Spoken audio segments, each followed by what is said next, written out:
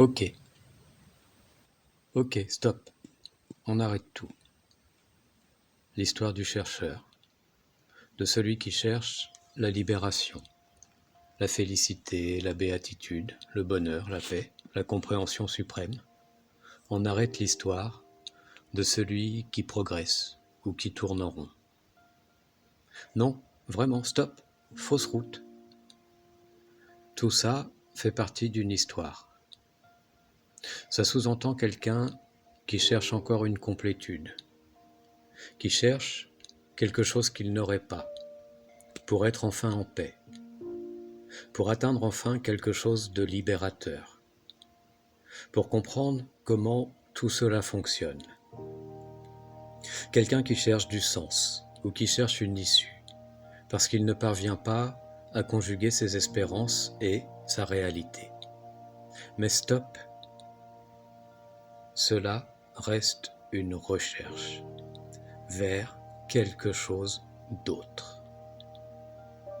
C'est fini. Ce temps de la recherche est inutile. Cela ne fait que renforcer une identification.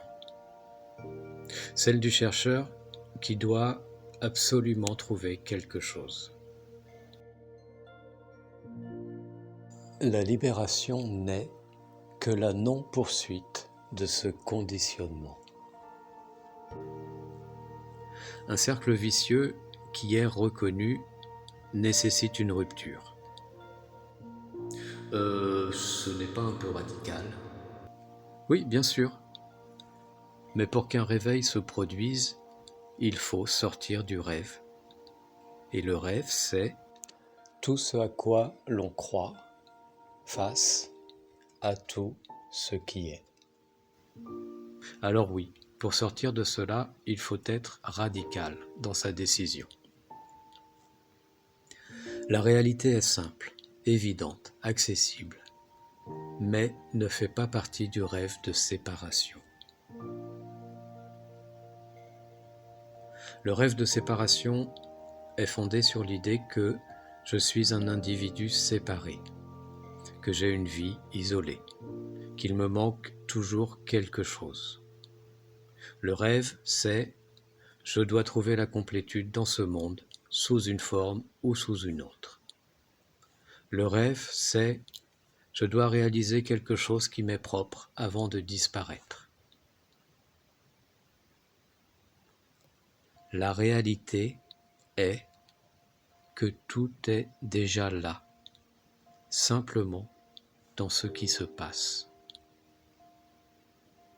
Mais quelque chose qui se croit séparé de cela cherche désespérément autre chose. En général, il y a un désir, une envie. Par exemple, c'est le week-end. Qu'est-ce que je vais faire qui me satisfait? Ok, où est le problème? Je fais une chose ou une autre. Les choses se passent comme prévu, ou bien pas du tout. Mais, quoi qu'il arrive, tu n'y peux rien. Tu t'adaptes. Ou plutôt, tu as le sentiment que tu t'adaptes, ou que tu dois t'adapter. Et s'il y a une résistance, c'est grave, docteur? C'est une résistance par rapport à ce qui est. Mais, est-ce que cette résistance est en dehors de ce qui est? Prends le temps de regarder cela.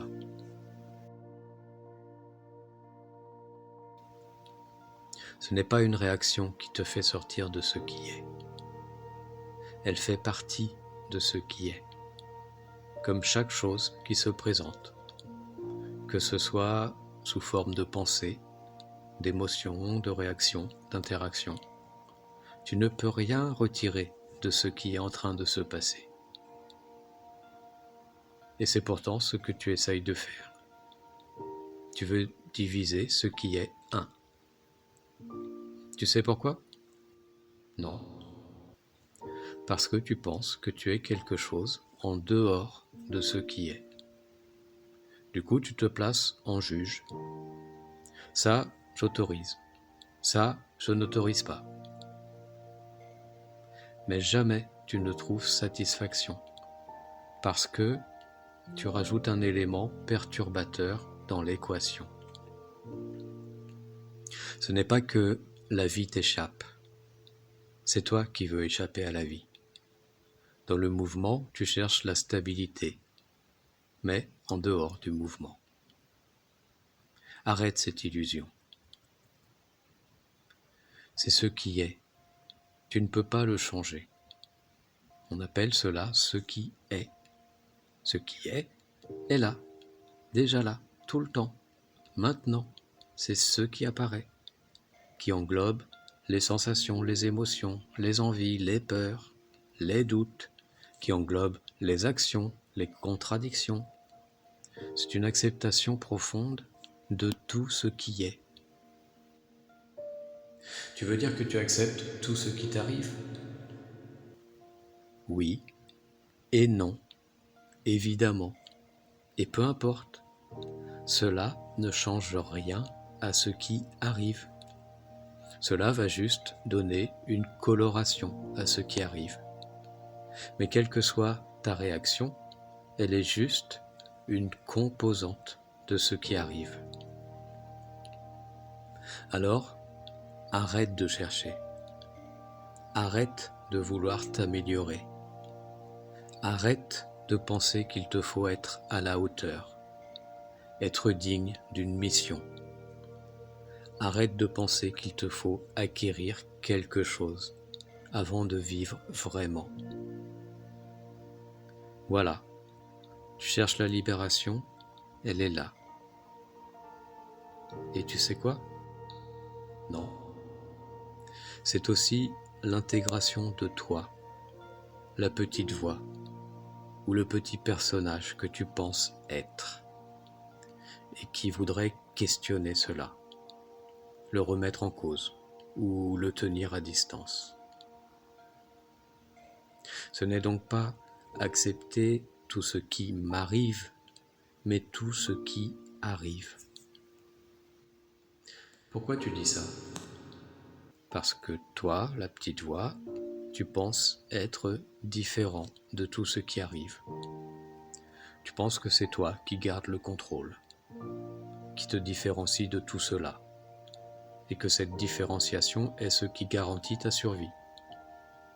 Alors oui, quelque part, tu as raison, car ta survie est juste dépendante d'une dissociation, de cette dissociation. Mais c'est là l'erreur, ou le rêve de séparation. Tant que cette idée est maintenue, tu es séparé de la complétude. C'est ton désir de maintenir la séparation qui t'empêche de la goûter.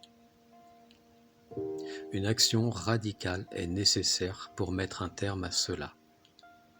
Mais ce n'est pas une action violente, juste une action radicale, d'acceptation de la simplicité ou du refus de la séparation d'avec ce qui est. Tout est à sa place dans n'importe quel instant. Il n'y a rien à changer, à modifier. Qu'est-ce qui se passe là, maintenant? Il y a des sensations, des questions, des émotions, des envies, des besoins. Oui? Ok, très bien. Qui voit cela? C'est moi.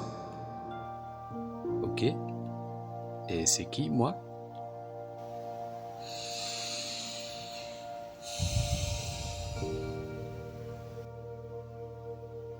Et oui, moi fait partie du jeu, au même titre que n'importe quoi qui puisse être répertorié. Son, vision, sensation, pensée, émotion, etc. L'idée de moi est aussi perçue dans ce qui est là, maintenant, au même titre que tout le reste. Et quand cela est perçu, moi peut enfin exister et rentrer dans l'ordre des choses, sans vouloir absolument prendre les commandes. Ce qui ne marche jamais, car moi veut soit stabiliser, organiser, régenter, améliorer, planifier, isoler, arrêter d'une manière ou d'une autre le mouvement de la vie. Il veut sortir du jeu et l'organiser à sa manière, ou bien en garder le contrôle. Mais cela ne fait que l'isoler dans une contradiction. Mais qui perçoit alors? Ça, en revanche, tu ne le trouveras pas. Inutile de poursuivre. C'est ce que tu as fait jusqu'à maintenant. Tu avais juste besoin d'entendre ça. Et quand cela est compris, il n'y a plus rien qui souhaite savoir davantage. C'est la fin de la quête et le retour à la complétude. Tu n'as pas besoin de poursuivre, juste vivre ce qui est déjà là. C'est cela, vivre. C'est voir la globalité. Ne rien enlever, ne rien changer. S'il y a des moments déplaisants, c'est ce qui est à vivre. Mais cela apparaît au même titre que ce qui est plaisant. C'est en permanence sous tes yeux. C'est là, en permanence. Ce qui arrive est ce qui est à vivre. Il n'y a pas autre chose. Mais toi, qui crois que tu es différent de cela, ou séparé de cela, tu veux autre chose. Alors, tu passes à côté de ce que tu es. Tu ne parviens pas à voir que tu fais partie de ce qui se passe. Tu donnes vie à une conception séparée alors que tout est unifié. Ce qui voit cela est une complétude qui, comme le ciel, ne s'adresse pas aux nuages pour leur demander ce qu'il est.